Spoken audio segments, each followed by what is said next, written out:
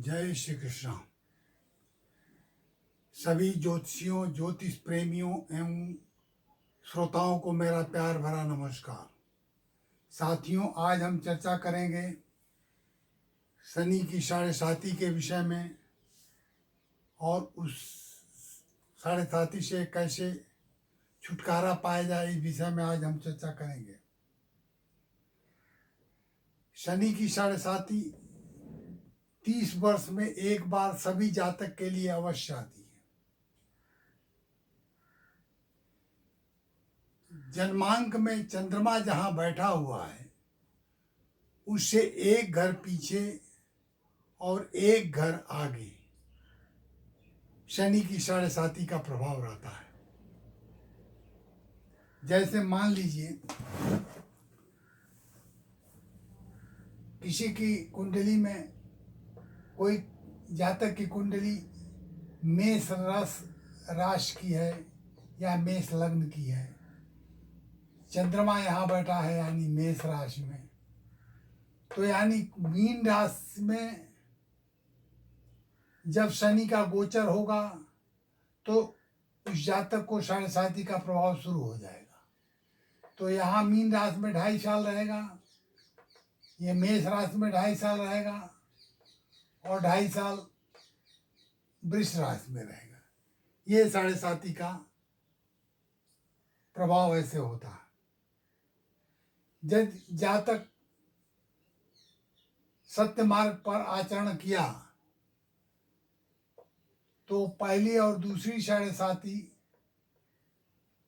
के बाद, मैं 2.5 साल इसमें 2.5 साल इसमें, तीसरे 7.5 में शनि महाराज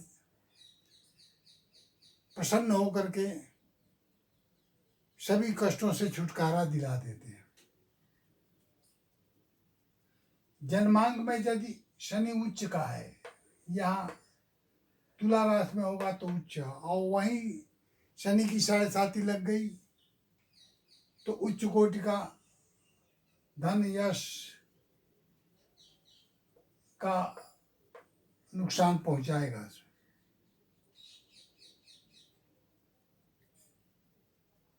जब शनि के साथ मंगल बैठा हुआ है कुंडली में कहीं, तो वो धन को स्थिर नहीं करने देगा।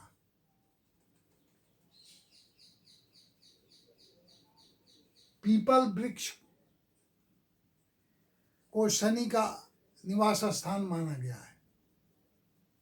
पीपल वृक्ष को विष्णु का निवास स्थान भी माना गया है और गीता में कहा गया है कि पीपल वृक्ष में शनि का वास है।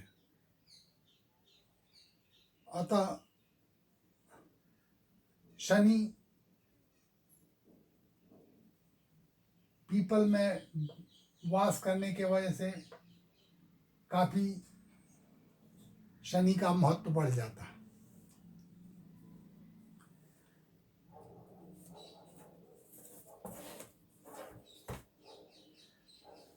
प्रकृति में 9 ग्रह हैं, तो ये 9 तरह के न्यायाधीश हैं जो जातक को समय समय पर दंड दिया करते हैं। इनमें 9 ग्रहों में 8 न्यायाधीश हैं और शनि एक मुख्य न्यायाधीश है। उत्पत्ति के समय जब बच्चा पैदा होता है तो उस समय जब जिस ग्रहों की स्थिति उस समय उस पर प्रभाव पड़ता है, उसी के अनुसार बच्चे का आचरण हो जाता है। 9 ग्रह और 12 राशियां और 27 नक्षत्रों के अनुसार ही जातक का विचार और सब कुछ निर्धारित हो जाता है। जातक जब क्रूर कर्मी है, विचारों का क्रूर स्वभाव का है, तो उसके कुंडली में ऐसे राहु मंगल शनि बैठ जाएंगे जिसके वजह से उसके दाम्पत्य जीवन को कष्ट पहुंचाएंगे, दाम्पत्य जीवन में जहर घोल देंगे और उसका व्यक्तिगत जीवन भी नारकी की तरह हो जाएगा।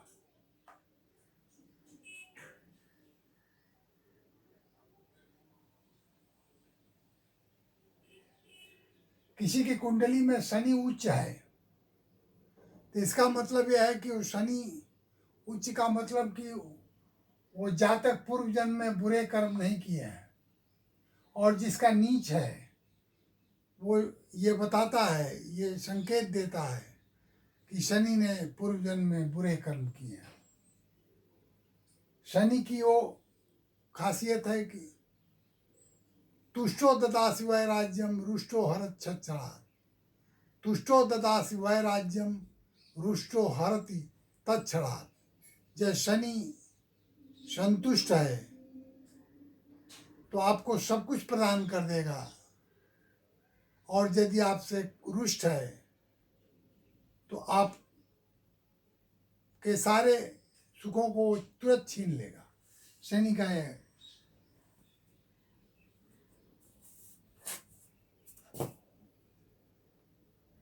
जब किसी जातक की पत्रिका में 3, 6, 11 भाव में शनि बैठा हुआ है तो इसका मतलब ये हुआ कि उस जातक को शनि वो सब कुछ प्रदान करेगा जिसकी वो कल्पना तक नहीं किया होगा।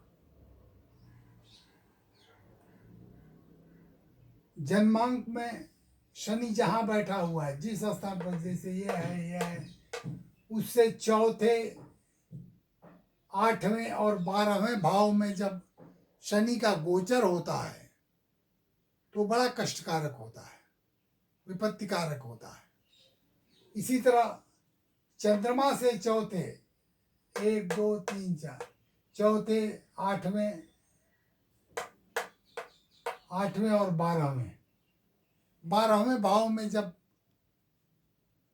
चौथे, 8वें और 12वें भाव में चंद्रमा से जब शनि का गोचर होता है तो वो भी कष्टकारक होता है। इसी तरह जन्मांक में सूर्य जहाँ बैठा हुआ है वहाँ से चौथे, 8वें और 12वें भाव में जब शनि का गोचर होता है तो वो भी कष्टकारक होता है। चंद्रमा जन्मांक में जब चंद्रमा की दृष्टि शनि पर पड़ती है तो वो उस जातक को पराधीन और गुलाम बना देता है।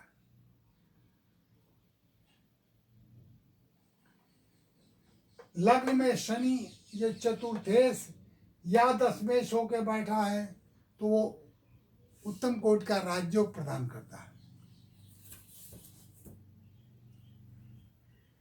चतुर्थ स्थान में यहाँ पे शनि जब बकरी होकर बैठा हुआ है तो जातक को जन्म स्थान से दूर ले जाता है और अनेक प्रकार के कष्ट प्रदान करता है। पंचम स्थान में शनि ये पंचम स्थान है। पंचम स्थान में शनि जब रहता है तो संतत सुख में बाधक होता है।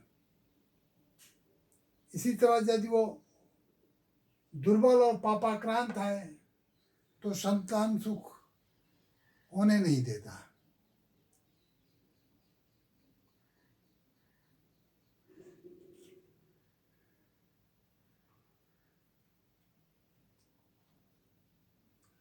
मकर, कुंभ और तुला राशि का शनि सप्तम में हो तो जातक को अनेक स्त्रियों से संबंध बनाने के लिए प्रेरित करता है।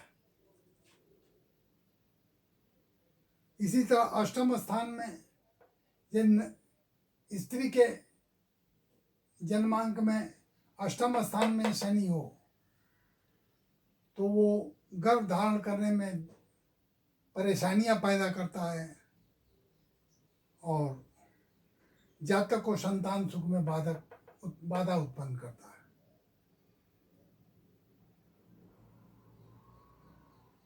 इन्हीं बातों के साथ मैं अपनी वाणी को विराम देने के पूर्व ये बताना चाहता हूँ, मेरा नाम पंडित रामनाथ मिश्रा, मैं ज्योतिर्विद हूँ। मेरा मोबाइल नंबर है 9958527366। मेरे से जिस सज्जन को संपर्क करना हो सुबह 8 से लेकर शाम को 8 बजे के बीच संपर्क कर सकता है। मेरे यहाँ जन्म पत्री बनाई भी जाती है और उसका फलादेश भी किया जाता है। इन्हीं बातों के साथ हम अपनी वाणी को विराम देने के पूर्व एक बात और शनि की साढ़े साथी से बचने का उसका उपाय क्या है? तो उसका उपाय, सबसे प्रमुख उपाय यही है, पहले तो जातक के आचरण में शुद्धता होनी चाहिए, माना सही मार्ग पर जातक को चलना चाहिए, असत्य मार्ग को उसको अपनाना नहीं चाहिए। दूसरी चीज, जातक हर शनिवार को सरसों के तेल का दीपक पीपल के वृक्ष के नीचे जलाना चाहिए, और हो सके तो हर शनिवार को शनि मंदिर में जाकर के शनि देव की पूजा करनी चाहिए। इन्हीं बातों के साथ हम ये कह सकते हैं कि इससे शनि देव प्रसन्न होंगे और अंतिम साढ़े साथी में सारे कष्ट का निवारण कर देते हैं। इन्हीं बातों के साथ मैं अपने वाणी को विराम दे रहा हूँ। सभी श्रोताओं को मेरा धन्यवाद, नमस्कार।